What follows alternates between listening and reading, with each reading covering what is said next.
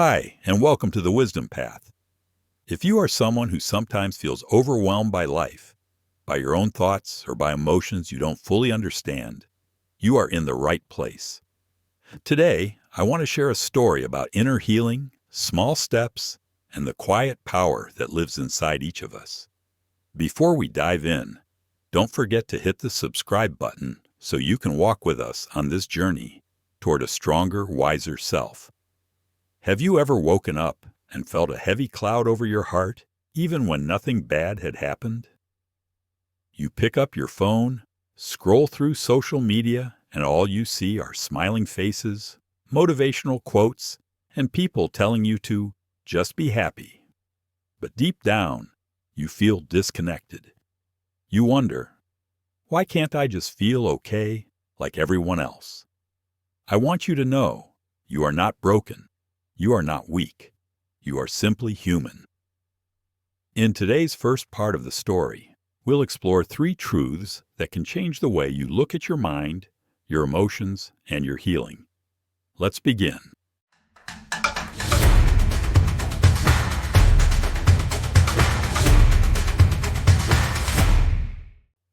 One, your thoughts are not always true. Imagine you're walking through a dark forest at night. You hear a sound behind you. Your mind instantly screams, "Danger!" Your heart races, your palms sweat. But when you turn around, you realize it was just a little rabbit hopping by. This is how our minds work sometimes. They create stories. Some are true, some are not. One of the most important lessons I've learned, and that I teach my clients, is this: your thoughts are not facts. Your mind can be very good at telling scary, negative, or hopeless stories. It can tell you, "You're not good enough," "Nothing will ever change," or "You are alone." But that doesn't mean it's true. When those heavy thoughts show up, pause. Ask yourself, is this thought helpful? Is it even true? You don't have to believe every thought that crosses your mind. Tony Robbins once said, "You don't experience life. You experience the life you focus on." If you focus only on negative stories your mind tells you, it's like choosing to walk through life wearing dark glasses. You can choose to take them off. Next time your mind says something painful, treat it like a pop-up ad on your computer. You can notice it, and then click close. 2. Motivation doesn't magically appear. You build it. Let me tell you a short story. A few years ago, I worked with a young woman named Sarah. Sarah believed she needed to feel ready before she could start exercising, studying, or chasing her dreams. She waited for that perfect moment, full of motivation and excitement. But that moment never came. One day, we made a new plan. Instead of waiting, Sarah would start with one tiny action, no matter how small. She brushed her hair. She put on her sneakers. She stepped outside for just 2 minutes. Guess what happened? Each tiny action made her feel a little stronger. Action created momentum. Motivation isn't a lightning bolt from the sky. It's a little fire you build, one small twig at a time. Even brushing your teeth, opening the window, drinking a glass of water, these simple actions tell your brain, "I am trying. I am here. I am moving forward." Brian Tracy once said, "Action breeds confidence and courage. Inaction breeds doubt and fear." Don't wait for motivation. Start with action, even the smallest step you can imagine. 3. Healing begins when you allow yourself to feel. Sometimes when we feel sad, angry, scared, or overwhelmed, we try to escape. We scroll through our phones for hours. We binge-watch TV shows. We keep busy. Anything to avoid feeling the hard things. But emotions are like letters from your heart. If you ignore them, they don't go away. They just get louder. Healing begins when you gently sit with your feelings without judgment. Sadness, fear, anger, these emotions aren't bad. They are messages telling you what you need. Imagine you have a little child inside you who is scared or hurt. Would you yell at that child to get over it? Of course not. You would sit down, listen, and comfort them. That's exactly how you need to treat your own emotions. Instead of saying, "I shouldn't feel this way," try saying, "It's okay to feel this. It's okay to be human." When you allow emotions to flow, you allow healing to begin. At the Wisdom Path, we believe that no matter how deep the water feels, you are never beyond healing. You are stronger than your worst day. You are wiser than your loudest fear. Remember these truths. Your thoughts are not facts. You create motivation through action. Healing begins when you allow yourself to feel. In the next part, we'll talk about how to build real confidence, how to move forward even on hard days, and why self-compassion is your secret weapon for growth. So stay with us. And if you haven't yet, hit that subscribe button and join us on the Wisdom Path. Your journey matters. Your healing matters. You matter. 4. True confidence is built through evidence, not empty praise. Let's imagine confidence as a bridge. Many people think you can build this bridge by having others cheer for you, by receiving praise and applause. But real confidence is built differently. It's built by your own actions, brick by brick, day after day. Think of a time when you tried something new. Maybe you were scared. Maybe you even failed the first few times. But each time you showed up again, you laid down a new stone on your bridge. With each brave moment, you created proof. I can do hard things. I can survive failure. I can learn and grow. A man I once coached, let's call him Daniel, wanted to start a business. He kept waiting for someone to tell him he was ready or good enough. But the real shift happened when Daniel started taking small actions without needing anyone's approval. He made mistakes. He learned. And with each small success, his confidence grew stronger, because it was built on real experience, not just words. Tony Robbins says, "The past does not equal the future unless you live there." You don't need someone else to hand you confidence. You earn it every time you dare to try. Start today. Keep promises to yourself. Celebrate small wins. Even showing up when you are scared is a win. 5. It's okay to not be okay and still move forward. There's a dangerous myth out there that says you have to be happy all the time to live a good life. That's simply not true. Some days you might feel grief. Other days, fear, sadness, or loneliness may walk beside you. It doesn't mean you're failing. It doesn't mean you're broken. Imagine life like a long road trip. Sometimes the weather is perfect, sunny skies and cool breezes. Other times storms roll in, visibility drops. You have to slow down, drive carefully, maybe even stop for a while. But you're still on the journey. You haven't failed just because you hit bad weather. In the same way, you can carry sadness and still smile at a stranger. You can feel fear and still take a small, brave step forward.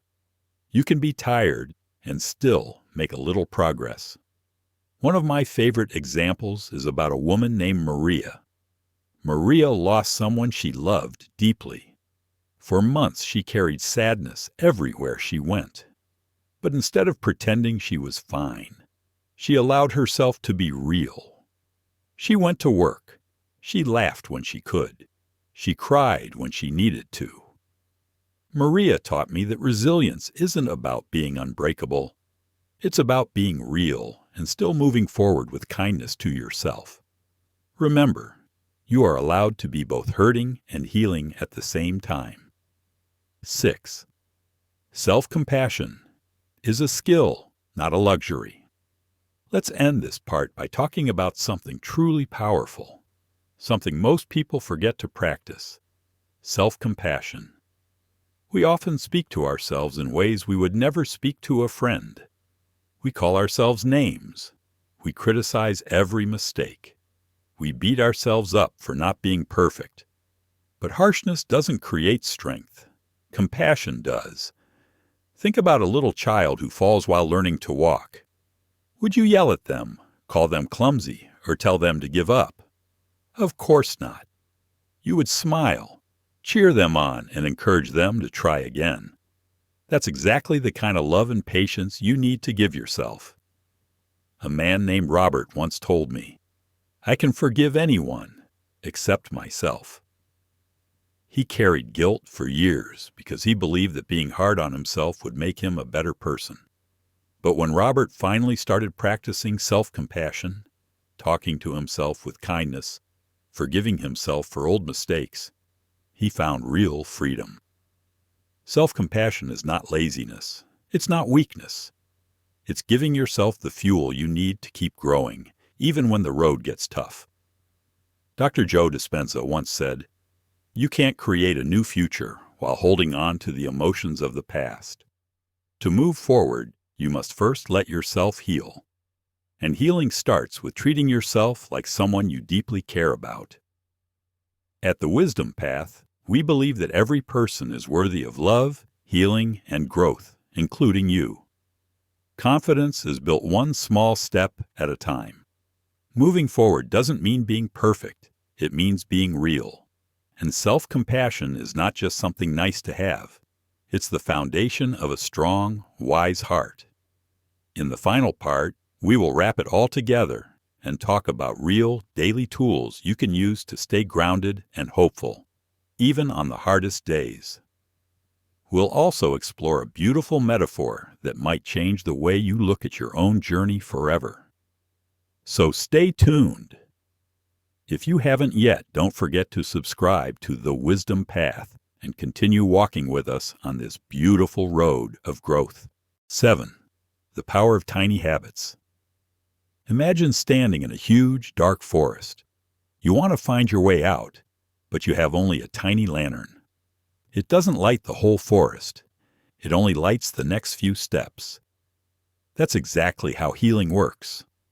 You don't have to see the whole path. You just have to take the next right step.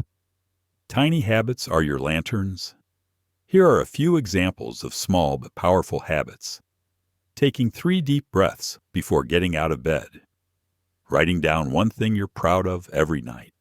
Saying one kind thing to yourself in the mirror each morning. Drinking a glass of water with love and care for your body. These are not silly or small. They are signals to your brain. I matter. My journey matters. One woman I coached, her name was Emily, struggled with huge anxiety. We didn't start with big changes. We started with 1 minute of breathing every morning. That 1 minute changed her life. Consistency beats intensity. It's better to walk one small step every day than to sprint and burn out. Your tiny habits are seeds. Plant them daily. They will grow into forests of strength. 8. Emotional first aid. If you hurt your hand, you put a bandage on it. If you break your leg, you go to a doctor. But what about when you hurt your heart? Most people were never taught emotional first aid, but it's just as important. Here are a few emotional first aid tools you can use anytime. Name what you feel. Example, I feel anxious. I feel lonely. Naming emotions lowers their power. Ground yourself with your senses. Look around and name 5 things you can see, 4 things you can touch, 3 things you can hear, 2 things you can smell, and 1 thing you can taste. Talk to yourself like a friend. Imagine what you would say to your best friend in this situation. Say those words to yourself. Take one small action. It could be getting a glass of water, stepping outside for air, or texting someone you trust. You deserve to care for your emotional wounds just like your physical ones. 9. The garden of your mind. Now, I want to leave you with a metaphor, a picture that might help you for the rest of your life. Imagine your mind as a garden. Every thought you have is a seed. Some thoughts plant flowers. Some thoughts plant weeds. If you keep watering the thoughts like, I'm not good enough, Nothing will ever change. I'm alone. You are growing a garden full of weeds, full of sadness, fear, and doubt. But if you start planting and watering thoughts like, I am learning, I am growing, I am worthy of love, you are growing a garden full of hope, strength, and beauty. You can't control every seed that blows into your garden. Sometimes a bad thought will land there. That's okay. You don't have to panic. You simply notice it, and you choose what to water. Every day you have a choice. Which seeds will you water? Which garden will you grow? It won't be perfect. Some weeds will sneak in. Some flowers will wilt. But if you keep showing up with patience and love, your garden will bloom. Final words for your journey. At the Wisdom Path, we believe this deeply. Healing is not about becoming someone new. Healing is about remembering who you were before the world taught you fear. You are not broken. You are not lost. You are simply walking through the deep forest of life with your tiny lantern, taking one brave step at a time. Your thoughts don't define you. Your emotions don't control you. Your mistakes don't destroy you. You are a story still being written, a story full of courage, wisdom, and light. Thank you for walking this journey with us. If today's story touched your heart, please like, share, and subscribe to the Wisdom Path. Together, we grow stronger. Remember, tiny steps create big changes. Self-compassion heals deeper than shame ever could. And every day is a new chance to plant seeds of strength. You are loved. You are important. You belong here. Until next time, keep walking your wisdom path. Star.